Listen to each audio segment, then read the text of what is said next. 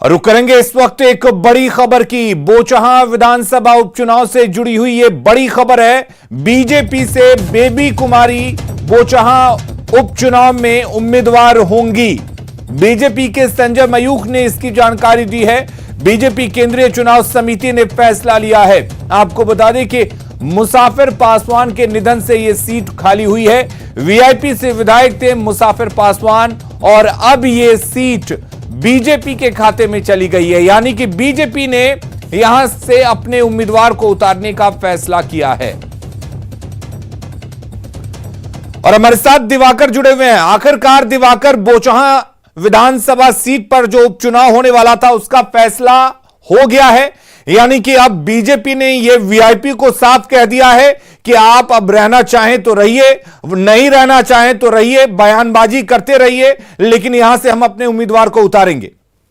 जी बिल्कुल। सियासत में कभी कभी जो है इशारों से काम चल जाता है तो उसको चला लिया जाता है। और आप देखिए कि उत्तर प्रदेश की सियासी जंग से जो खटास बढ़ी वीआईपी और बीजेपी के बीच में, उसका प्रतिफल देखने को मिल रहा है कि वीआईपी के कोटे की जो सीट थी, उनके विधायक थे मुसाफिर पासवान, उनके निधन के बाद बोचहां सीट खाली हुई थी।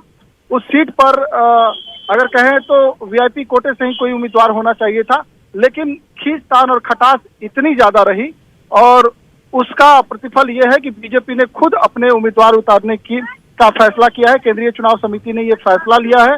बेबी कुमारी जो बीजेपी में शामिल हुई थी 2020 विधानसभा चुनाव से पहले, अब वो जो है बीजेपी की उम्मीदवार होंगी। बेबी कुमारी जो लगातार सक्रिय रही हैं, बीजेपी की कार्यकर्ता, बीजेपी के जो है पहचान के साथ वो क्षेत्र में घूमती रही हैं, तो अब बेबी कुमारी ही बीजेपी की उम्मीदवार होंगी। और एनडीए जो आधिकारिक रूप से एनडीए में जो भी दल है, अगर वीआईपी अगर अपना उम्मीदवार उतारती है तो हो सकता है कि रास्ते जुदा हो जाए, लेकिन जेडीयू और बाकी जो दल है, चाहे वो जीतन राम मांझी की पार्टी है या जो पशुपति पारस का धड़ा है, यानी कि बाकी लोग साथ हैं, लेकिन अगर वीआईपी चाहे तो अपना रास्ता अलग कर सकती है। बहुत शुक्रिया आपका तमाम जानकारी देने के लिए।